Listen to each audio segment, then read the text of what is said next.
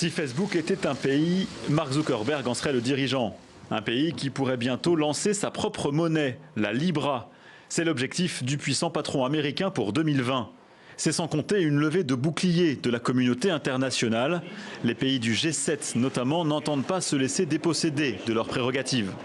Nous ne pouvons pas accepter que des entreprises privées mettent en place leur propre monnaie sans aucun contrôle démocratique. Alors pourquoi la Libra inquiète-t-elle plus que d'autres monnaies virtuelles déjà en circulation?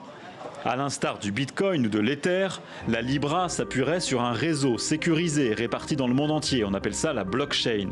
Mais à la différence de ses prédécesseurs, la Libra pourrait toucher directement la totalité des 2,4 milliards d'utilisateurs de Facebook, à travers les applications WhatsApp ou Messenger par exemple.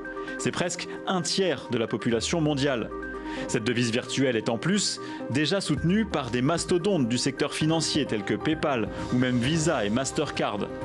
Autre différence avec les autres monnaies virtuelles, celle de Facebook s'appuiera sur une réserve d'actifs. Un peu comme le dollar et l'euro se sont appuyés sur une réserve d'or, ce qui assure leur stabilité.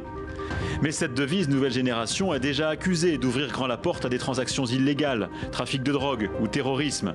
Certains craignent aussi que Facebook se serve de ce service financier pour capter de nouvelles données personnelles sur ses utilisateurs, un sujet sur lequel l'entreprise américaine a déjà failli à plusieurs reprises par le passé.